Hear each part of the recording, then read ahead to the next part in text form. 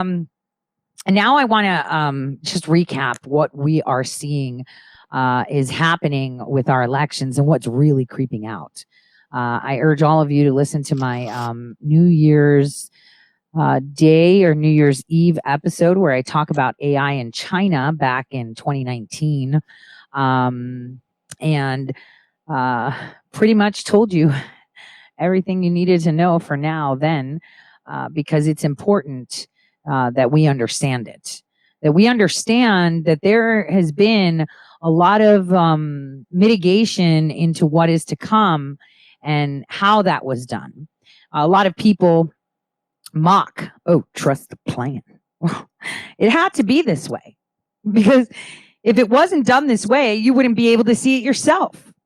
We had to let this happen.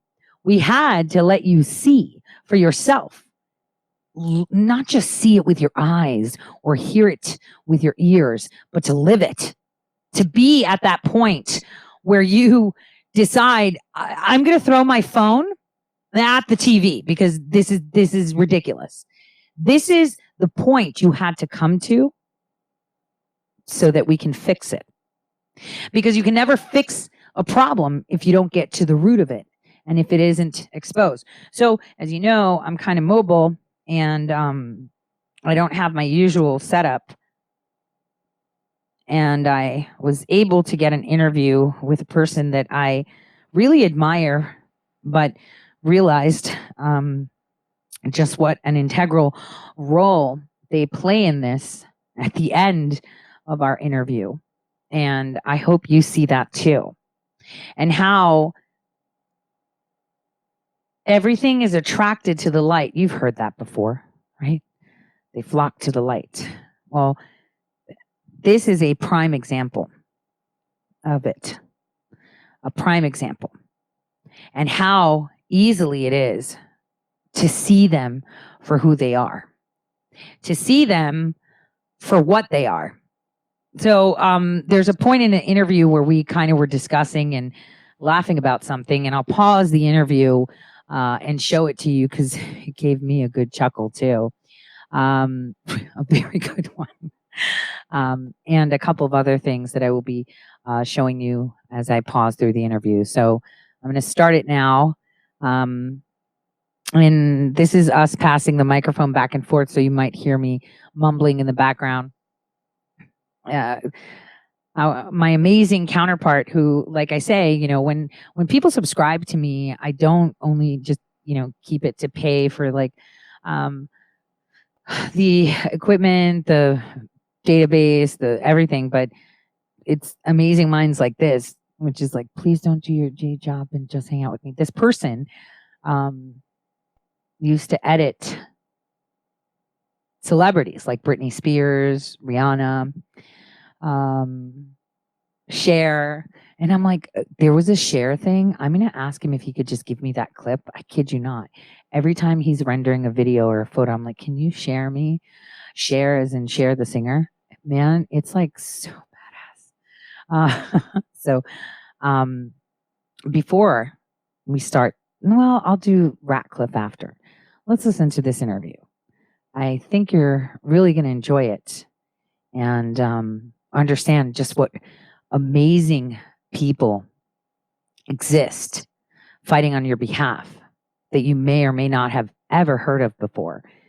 And the president told you that too. There's people that you've never heard of that'll go down in history. He said that.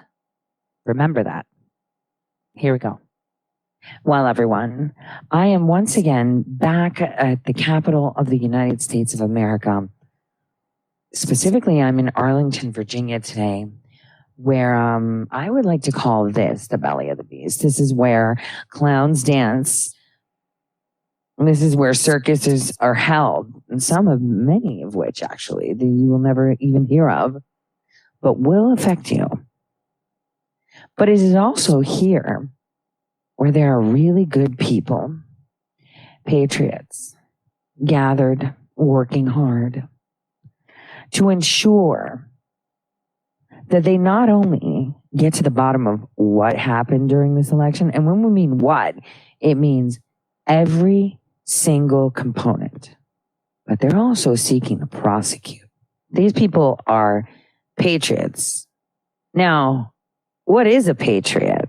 Flags, roaring, fireworks, beer, whatever you want to call it. But some other people put their know-how and their intelligence to work to be able to sequester all the right minds in the right place needed for a problem and needed to find a solution. One themselves must be pretty genius and smart, because it's by bringing all these great minds together with the many talents that they hold is how we come to a solution, which is to get to the bottom of every single component, every single cog in this perfectly well orchestrated machine of deception and fraud to be exposed. I'm pretty sure my listeners are tired of hearing this example. But if you want to find the best solution in the fastest form, you don't fill a room up with people that wear the same clothes and think the same. You fill a room up with tons of people that all look different, all think different, dress different, pray different, because they'll come up with 100 solutions. And from those 100 solutions, one will emerge that will have the best efficacy and efficiency, which is necessary for the problem at hand. Well, there's a person like that here in the area, and his name is Patrick Byrne. I've introduced my audience to Patrick Byrne last week. He's one of those people that understand how solutions come to be and how important diverse knowledge and persons are in that aspect. So I was able to steal him away for 30 minutes on the fly, and I have him here with me. We just want to know what's going on, Patrick Byrne, and welcome to the Tori Says Show. Tori Says, what an honor to be on with the great Tori Says. What a show. Oh, what an intelligent set of interviews I've seen you do. What's going on? This is a slow coup.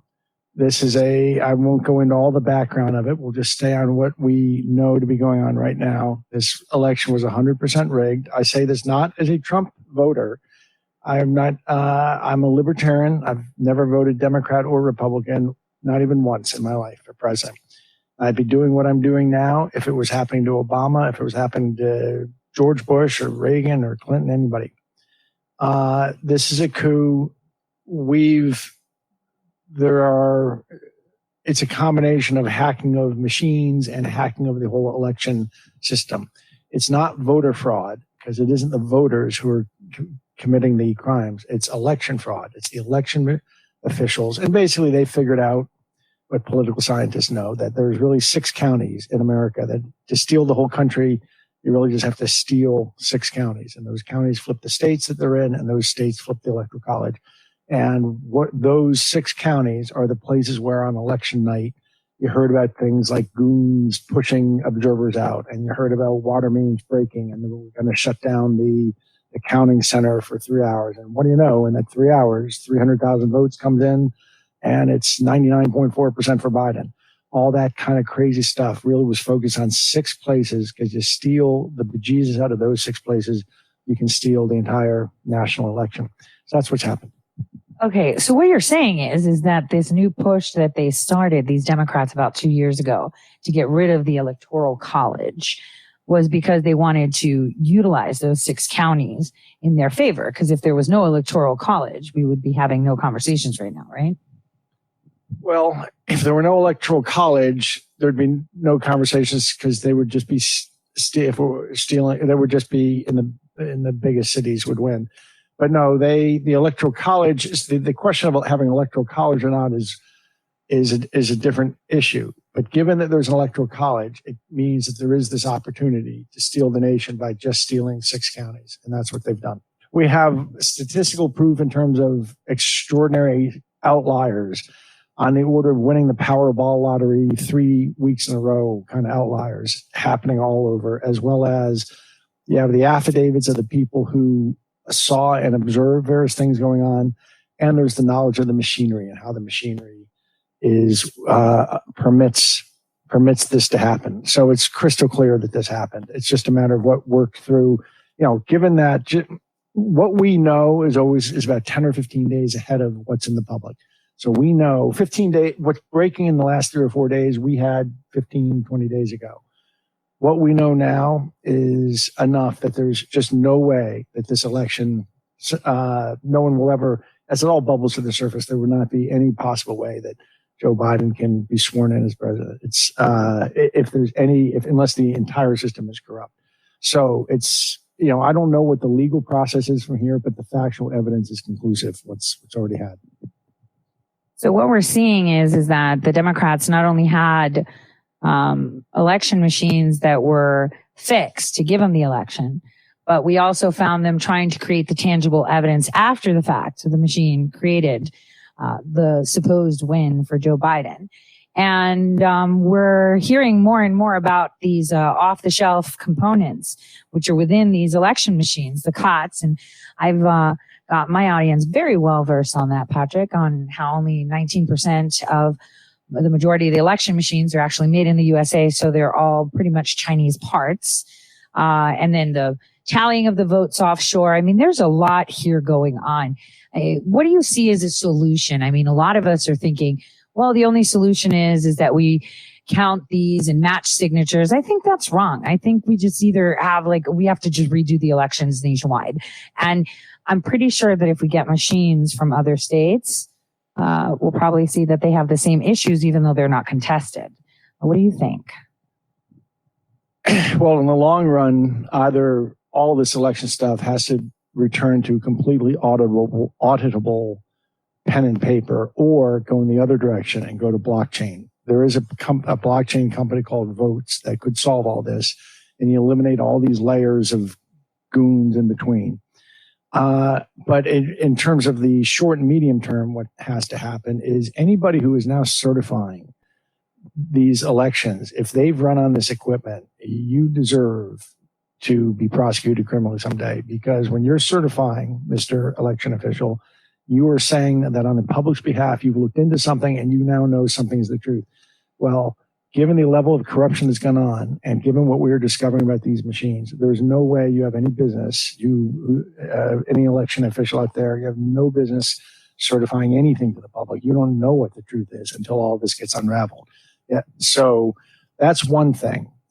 In my perfect world, this would all go to the Supreme Court. If that doesn't happen, I think that there's going to have to be some extraordinary measure, like the military come in and they run a quick election in just the 6 states that matter. So I'll go back and hit these 6 states and have the military run an election.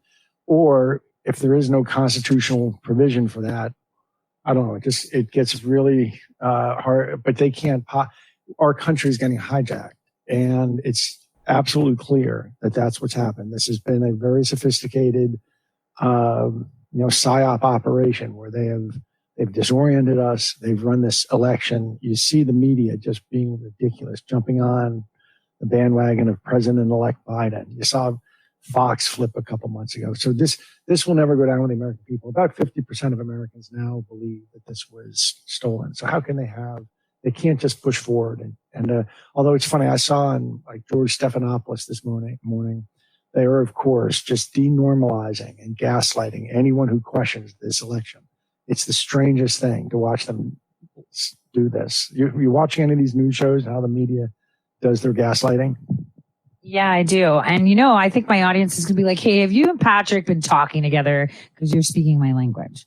Yeah, I totally told them the military is the only way. I think the Insurrection Act is important, and that's something that needs to be invoked, because not only did they plan with the software, which has been going on for years, I've been saying this, and people are like, well, you're bold saying it and you're still alive. And it's like, because they know how smart I am and that I may have left clues somewhere.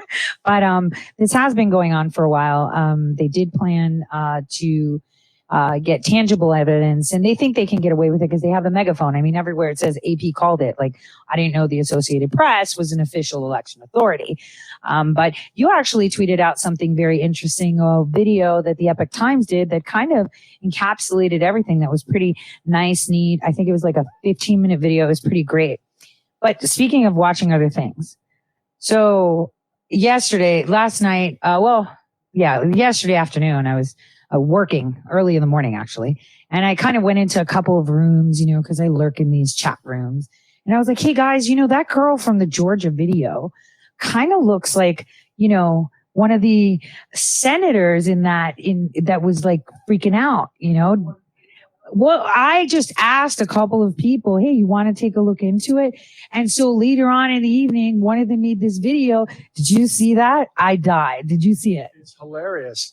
The same Georgia state senator, was it, or who's sitting there giving such a hard time and mugging for the camera, giving such a hard time to the witnesses, is also, was that Georgia or Michigan? We don't know if it's her, but sure. It looks like there's a video of a poll worker in the election center that looks like her with a mask, and it's very similar body movements and eye movements, and it does look like she blew out her hair to go on television, as you said. But so in other words, I think that it is is that she freaked out, right? She saw herself on camera. Is that why? And then she was like, we don't see it. Oh, is that was the one. No, it's great. It's great. It's this is anyone who can't see what's going on here is living under a rock. There's so much corruption here. I think the bad guys are going to have broken their pick on this, because there is no way that the American citizens will accept this. Okay, guys, I'm just going to pause it for a second and play that video so you can see it. Because a lot of people were like, it's not her. There were people like showing hairlines of her sitting in the state legislature. And then again, with the mask on, stuffing ballots. And Elena Parrott, her hair, that was her. She had blown her hair out. Us girls know what that means, right?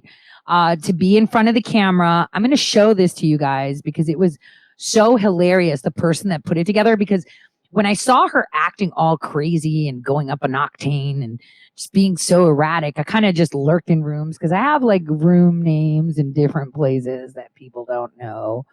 It's not only Zoom calls we infiltrate, okay? And I just kind of put in some like earwigs, like, hey, do you think, like, I don't know, like maybe. And this got so good that people even found that the bracelet she was wearing during the hearing was also the bracelet she was wearing when she was stuffing ballots. So hold on.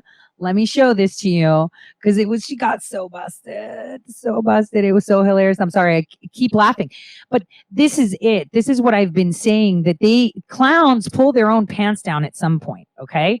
So here it is. For those of you listening on a podcast, the person actually put a video together of her and showing the different screenshots. And what you realize is that she was that erratic and insanely fidgety, and you'll hear her go up a couple of octanes, probably because she saw herself on camera. Like, who wouldn't do that? Like, oh my gosh, I'm like on camera and they're using my face and I'm like right here watching it. Like, who wouldn't freak out? So take a watch/listen. And since this has been debunked repeatedly, what evidence can you give to us that counters what our elections officials have presented us with only an hour ago? You just saw it.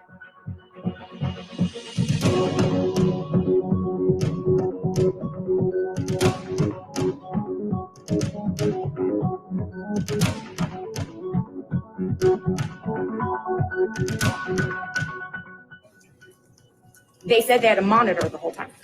You're looking at the room. Then maybe we should invite them back in.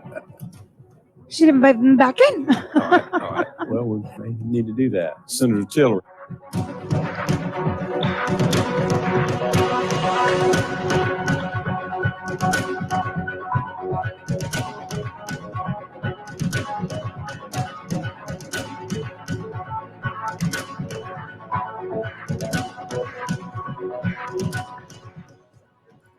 Then maybe we should invite them back in. All right. Well, we need to do that. Senator Tillery. Dang, super busted. She looks so uncomfortable. Hold on, let me show you. Oh, so now people are talking about the blonde too. But what was funny is the bracelet. I'm trying to find it. Someone found the bracelet. Oh wait, she's unhinged. Someone found the bracelet. There's a picture of it. I'm just scrolling through Twitter. I know I tweeted it out where I said it gets better and better. Give me a second because I actually have to hold the microphone like sing. Oh, let's do this because you guys have to see this. Like this was just it was just insane. Here it is. Check this out. She had like a silver bracelet, same silver bracelet. Whoa. See, when digital soldiers decide to throw a wrecking ball into corruption, they can do that so well. Oh, were you guys watching it or were you not watching it? You were, right? Hold on. Okay. Yeah. Okay. So, black screen. Damn it. Here we go. Let's do that. Yeah, because it's switched over. Give me a second. So here's the bracelet. Bracelet. Like people are very, very careful into looking at things when they want to. And this is key. When the people have their eyes focused, when the people start taking control of their nation because they are shareholders, this is what comes out. You find everything. So just to recap, let's find this video again. Let me see. So you guys can see it without it going elsewhere. Hold on. It was so hilarious. I died watching it. But I couldn't stop laughing because it was so good. Repeatedly, what evidence can you give to us that counters what our elections officials have presented us with only an hour ago? You just saw it.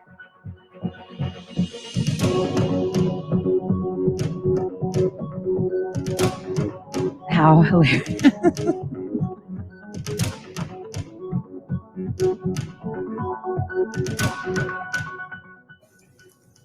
They said they had a monitor the whole time. You're looking at the room.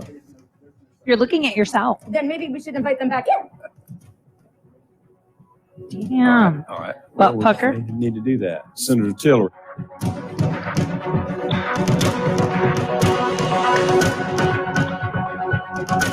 So I know that if you're an elected official, you shouldn't be anywhere near ballots, but that's just me. I'm just saying. So now back to my interview with Patrick Byrne, who is a genius. And he blows my mind in this interview. Listen. Unless it gets audited and sorted out. And if, so I think that they went for a bridge too far, and it's going to really, if and when this all gets exposed and Americans see it, the goonism will be laid bare. What we've been facing in this last year are various forms of goon activity. And if they go so goon that they steal a national election, obviously like they have, Americans won't stand for it, and will be, to my thinking, it's the final exposure where everyone's laying their cards on the table. The media has gone all in to try to sell this narrative. When it gets exposed to the public, what happened, the media is going to be exposed, and so on. So basically, Patrick, what you're saying is exactly what I myself have been observing worldwide for a while. I mean, we saw these flipped votes in 2012 too. You know, people keep just calling them flip votes. It's a block allocation. That's basically what it is, to balance out the algorithm. It happened with the Mitt Romney Obama election. And even President Trump had tweeted out, hey, they're stealing the election. They just flipped so many votes to Mitt Romney. Hold on, guys. Let me show it to you too. Give me a second. I just interrupted that interview so I can show it to you because it's really important that you see it. Because it's key to remember these things. They rely on your inability to remember. Hillary Clinton even said that herself. So here, as you can see, more reports of voting machines switching Romney votes to Obama. Pay close attention to the machines.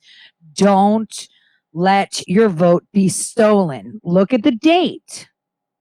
Okay? This is long. This is a problem that has been around for a while. It didn't just happen. Okay? Didn't just happen.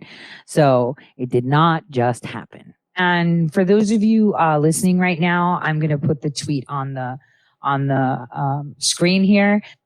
One thing is that what I've seen is what you've done is incredible because you've used your ability to understand bigger picture issues. It's as if you stand from the moon and look down, which is something I urge a lot of people to do. If you stand on the moon and look down at a problem, it's a lot easier to see who the players are and what hurdles that are present. And I see that you're doing the same thing, which is incredible. I mean, I think President Trump needs to create a nice spot next to his bowling alley down there and stick a lot of us people down there.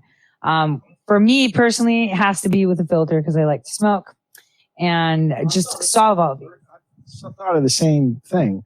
There's less than a dozen people out here who are really doing the digging and surfacing the things. Now, there's an army of people taking that and digesting and such, but there's less than a dozen people that if these people got shot down or something, I think that would be the end of the ability to reverse this soft coup.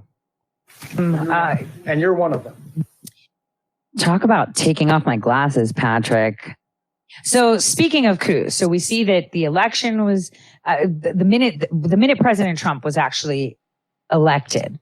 From then, the clock started ticking. All they wanted to do was remove him from within, from around, from the outside, globally, etc. And now here we are with the re-election, and they've been planning this forever. I mean, I'm sure you've seen the documents that I've shared with my audience, and a lot of other people have. This has been long planned. I mean, this is a pretty insane time to live in. 2020, like I've been saying, is like a historian's wet dream because it's a repeat of 1917, 1918, 1919, 1920 with the race wars, the murder locusts, the plagues, and just weird wars and the media all in the same place. So now where do we go? I mean, obviously insurrection, obviously are they just going to give up and give it to us? I mean, yesterday's speech was kind of on fire. I mean, what were your thoughts on his speech yesterday? Down in Georgia. Well, I think in the last 4 or 5 days, we've seen Trump come out swinging. He did a 45-minute talk at the White House. He finally... All right, I apologize for that interruption. Let's get back to that. Sorry. President's rally I think that, and was it just 4 or 5 days ago? It's all turning into a blur. That he did that address from within the White House, 45-minute address. Was that Thursday of this week? Yeah, it was last week. Yeah. Like how many days ago? I would say Sunday, right? Four. Okay, 4. He gets it. If there was too long a focus from him and some other people on how many, 241 dead people in Philadelphia voted, they weren't getting the joke. This is not about retail fraud like that. It's not about wholesale. It is about industrial scale fraud where they were cheating hundreds of thousands of ballots in each of those places. He gets it. He's angry and he's come out swinging. He deserves to. And the American people deserve to be angry. When they see all the facts, they will understand this entire thing was rigged. And everyone who has put their credibility on the other side of the line is going to look foolish.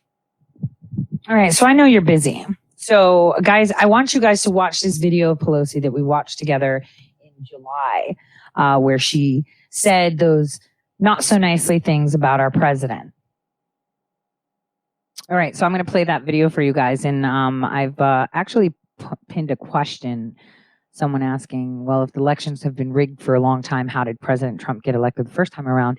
I actually addressed that during the Tori Says show outside of the interview, but I'll recap at the end of this interview. So that way it because I seen the question reposted a couple times. So I thought I'd just address that before we move forward with with this video that you guys should remember, and we've watched a few times because it was very important.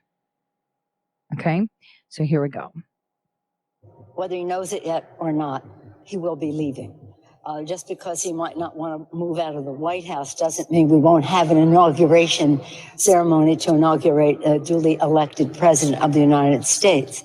And I'm second in line to the presidency. And just last week, I had my regular continuation of government briefing. This might interest you because I say to them, this is never going to happen. God willing, it never will. But there is a process. It has nothing to do with if the certain occupant of the White House doesn't feel like moving and has to be fumigated out of there, because the presidency is the presidency. It's not geography or location. So much for him. All right. So that was important that we hear it. Patrick and I address it coming up now in this segment. So I think it's important that you guys revisit it and see it. Take a listen.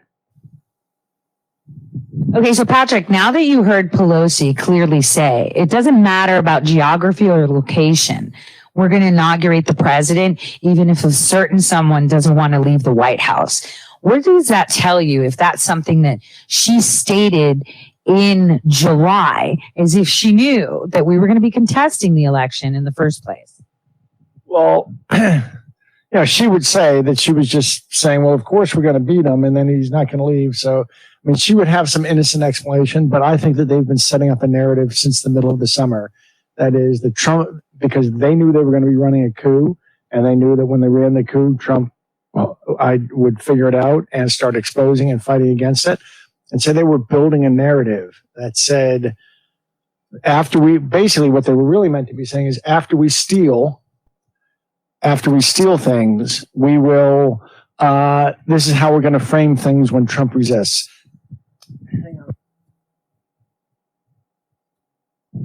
So Patrick, tell my audience, what is it that motivated you to head down to DC and put your boots on the ground and get something done? I mean, my audience knows. For me, it was always, I had to wait. I had to wait for the right time. And I've been very transparent about that, but obviously it got personal for me last year. So it motivated me even more to just pick up and come down to the belly of the beast. But what motivated you? I mean, you have everything someone may want, right?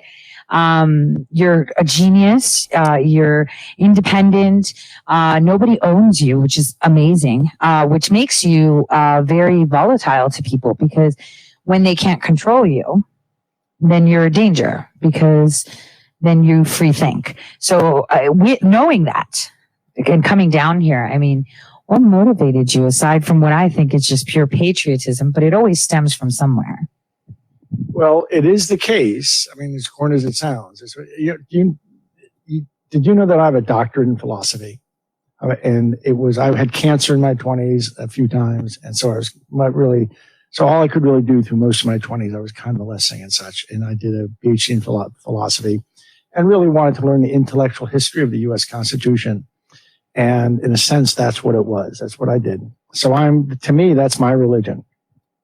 In addition, there's this very strange fact that's going to be surfacing soon. It's actually, I put it up in a blog 2 months ago, where, remember how a year ago I came out to the public and told about my involvement with Maria Butina? I only told 20% of the story. The other 80% I kept. 2 months ago, I put up on Deep Capture the rest of the 80%. You haven't had a chance to read that, probably, have you? Have you read the special magic letter that I have from 2006? There's on Deep Capture, there's a story that explains that actually in 2006, I was asked by Arlen Specter. Arlen Specter. That's very interesting. I'm going to stop it right there for a second. Arlen Specter. Who is Arlen Specter? Well, Arlen Specter was a Republican that turned Democrat. Arlen Specter was actually the senator that I turned to back in the day during that fateful time when I was told to know my place. So before Patrick tells you about that, I'm going to play a video I found about him. It's from 2012. I want you, he's on Face to Face. I want you to just listen to him. Remember, he was a Republican that turned Democrat. Take a listen.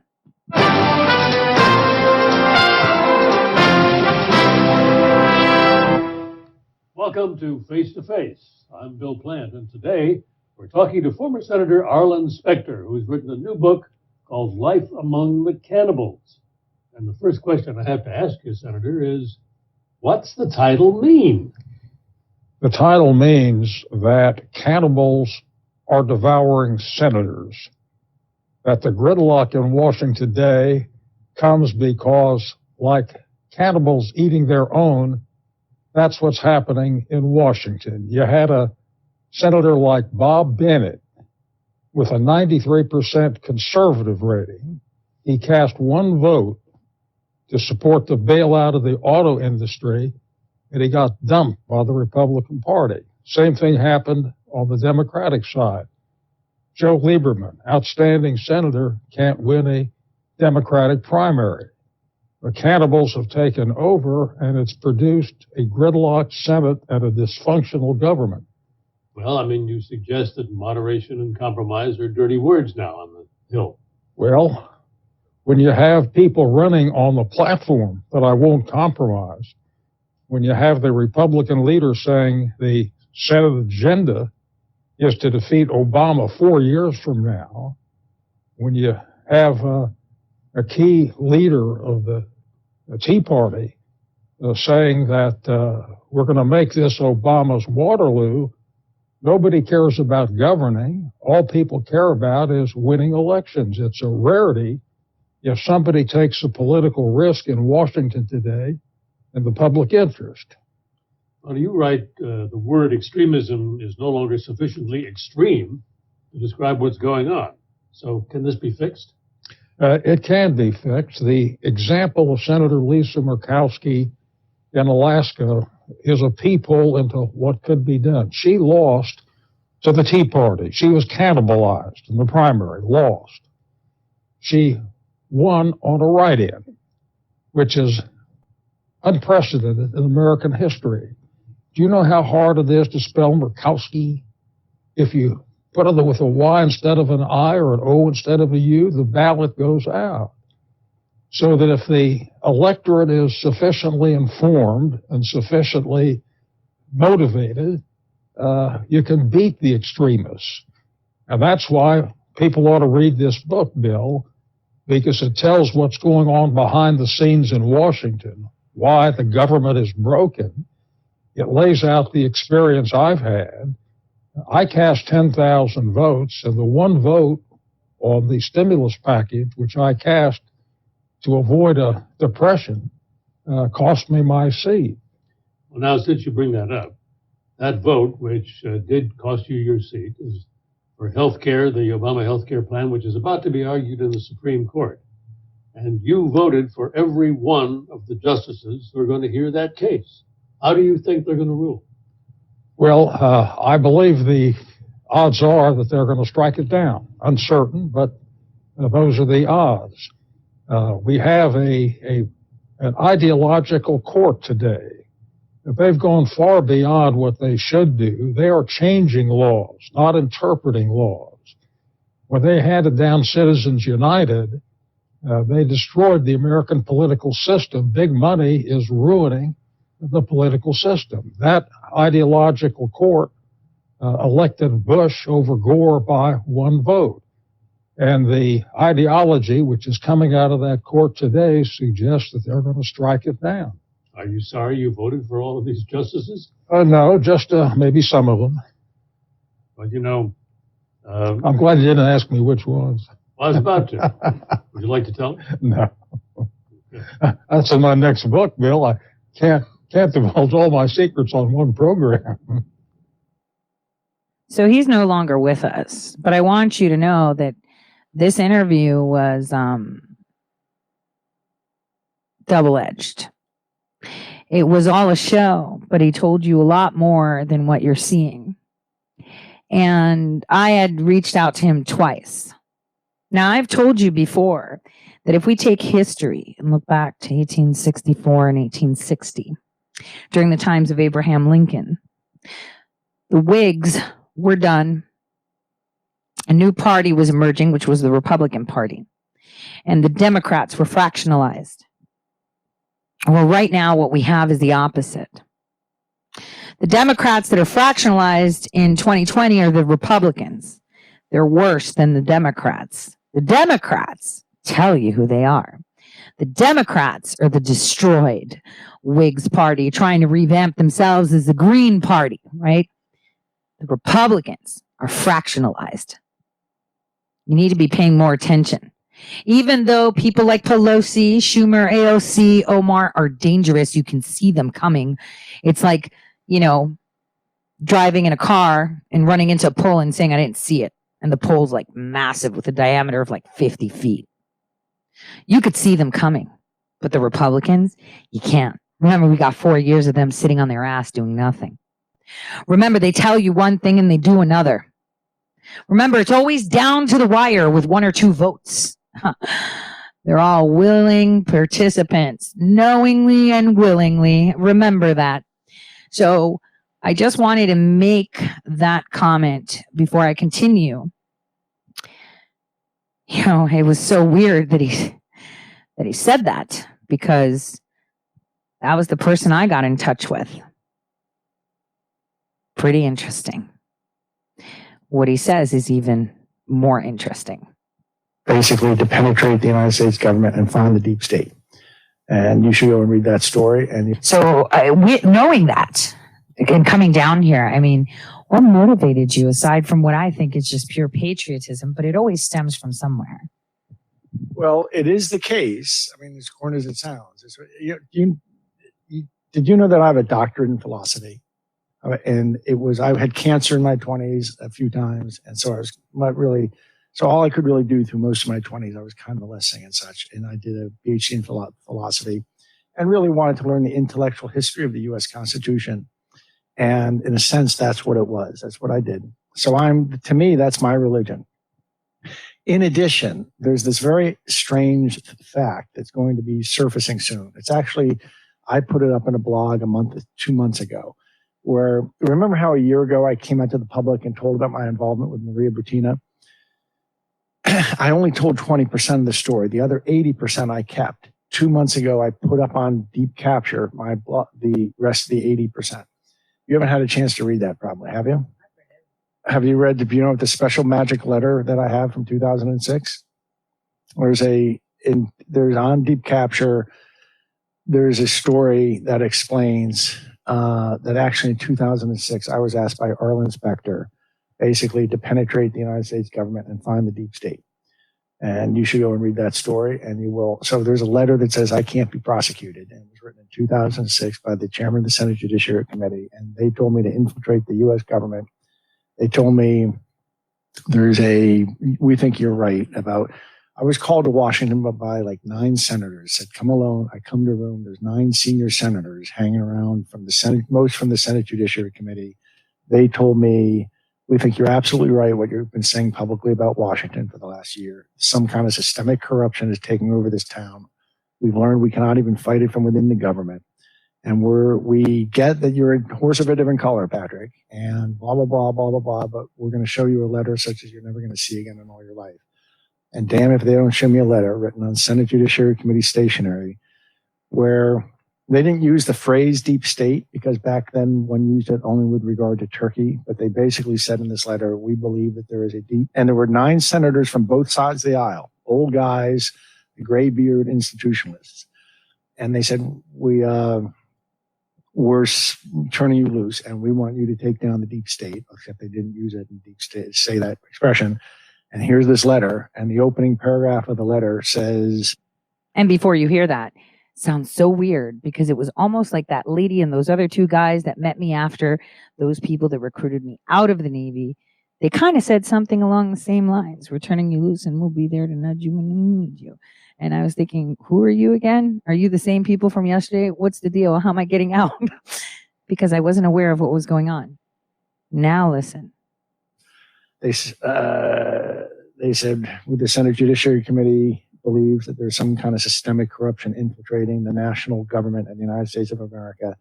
And the second paragraph says, and this guy's been bringing us information that is deeply concerning and blah, blah, blah. And the second paragraph says the United States Senate Judiciary Committee requests that Patrick Byrne be afforded extraordinary latitude under the laws of the United States of America to investigate the federal government. Now, let me tell you what that means. That's like a 007. That means he could do whatever he wants and he doesn't get prosecuted, like a diplomatic immunity. And now I understand why things in the sphere of Byrne concerned me in the past. Now it makes sense. Now I can't divulge more into that right now, but all I can say is I was just like, well, you can hear me kind of speechless when he hands me the mic. And they told me this is going to be sitting in a safe the rest of your life. And you just keep doing these things you do.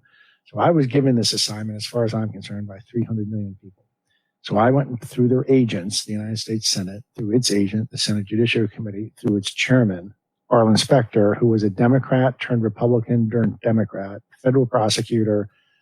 His name's on the side of a building, the federal building in somewhere these days. And he and 9 senior senators from 2006 told me it was going to be up to me to infiltrate the deep state and take it down. And I know that sounds batshit crazy. And when I walked in to the Senate Judiciary Committee about 18 months ago, I told them this, and they said, there's no such thing. There's no such thing as a prophylactic pardon. There's no such. And I said, you check your files. And about 3 days later, they called to say, we have the strangest thing to report. We have found a letter in our files from 2006, and it says just what you told us it says. So I was actually put up to this in 2006 to get very close to the United States government, as close as I could, and to find the corruption. And that's what I've done. It took me 14 years, $40 million, but here we are. And it seems time that I expose what I've learned. So for the last year, that's what I started putting some of this up on Deep Capture. And in the last 2 months, I gave the big reveal on Deep Capture. And the big reveal is that I set up the deep state on an aggravated rape and murder charge. You got to read the story to. And by the way, no one has to fear at all. Maria Butina has confirmed that it was all a lie. It was all a sting. But I created a sting, and you'll have to. It just gets too wild to keep going. You'll have to read those and explain. But there's a great big explosion coming. What you're seeing now is just the beginning, and the deep state understands it's been caught. It's been caught, and if it does not hijack this election, it's going to get blowtorched. So they've gone all in on stealing our country this time. And it's absolutely, yeah, I mean, is there anyone who doesn't live under a rock who can't see? It's so shocking to me. I just read today that half of Americans are now at the point that they believe something is amiss in this election, that there was deep amiss, that they believe that there was fraud that got Biden in. He can't rule if it's just left like that. This has to be questioned and all the facts laid out, and all the George Stephanopoulos of the world would it be Stephanopoli? I don't know. Would have, they can try to gaslight all they want, but the Americans will never accept Biden as president unless this is carefully revealed. The facts are revealed. They can't just sweep it under the carpet. Wow, Patrick, you say 2006. So everybody, I've shown you Deep Capture before where you can see him, and he actually responds to some of the comments too, which is pretty awesome, like I pointed out. But remember, I had told you that something happened in 2005 that got me lit on fire, where I reached out to the Senate too. So that's kind of weird, right? It seems like everything happened all around the same time, which is pretty interesting. That's a very interesting little point there. And I thought it would be better that you say it rather than them read it. So guys, when I tell you down here, even though it is the belly of the beast where all the clowns sit here in their circus, there are actually really good people working really, really hard to bring it to light so that your eyes can see and that your ears can hear, because it seems that even if we parade an elephant around feeding ballots itself into a machine, the ballots could be jumping into the machines themselves magically, and you can see it. We're still going to be in the same place, because like you said, it's the Stephanopouloses, and the Mikas, the Brzezinskis, the Joe, Lori Klasutis, please, and all those clowns that have the megaphone that will tell you to look the other way and just stay home because you're all going to die from COVID. And that the president is now Joe Biden, because he has an official sign that says official office of the president-elect, which is like, when has that happened before? So, and he also admitted to everyone that if he ever argues with Kamala Harris, he's going to come up with some mysterious disease and bow out. Here's that video.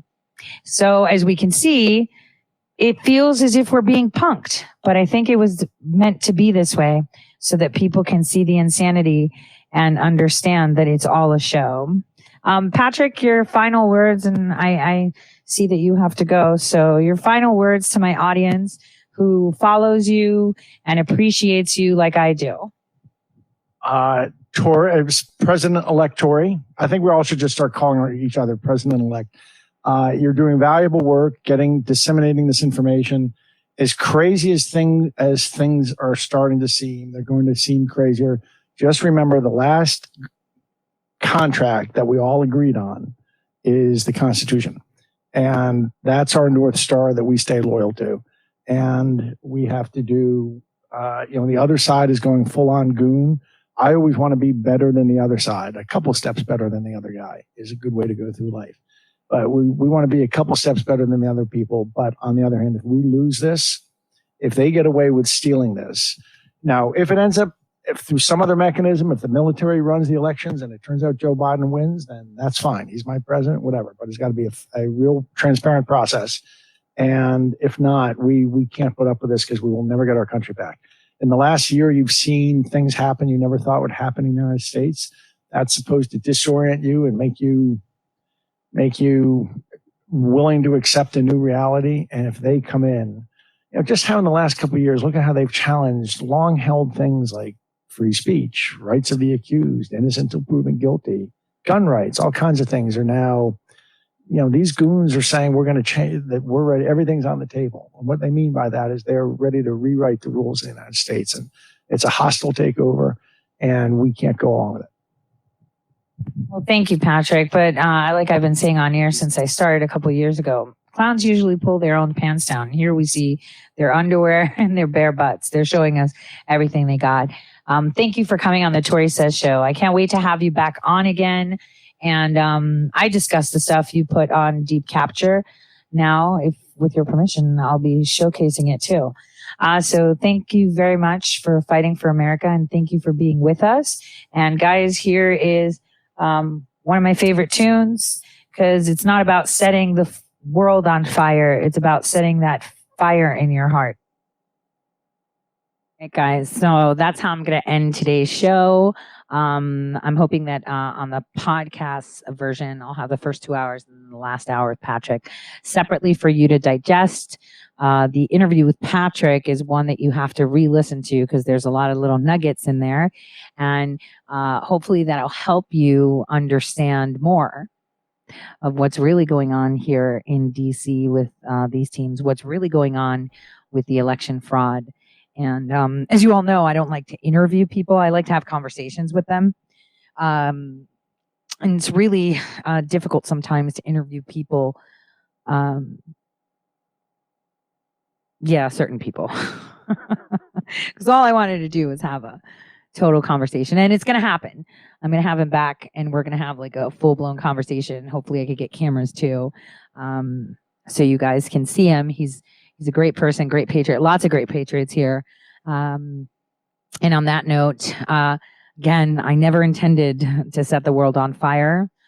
All I wanted was to spark that fire in your heart to love and take control of your country again, as it was intended by our forefathers. On that note, everyone, God bless. See you tomorrow around the same time, around the same place. God bless.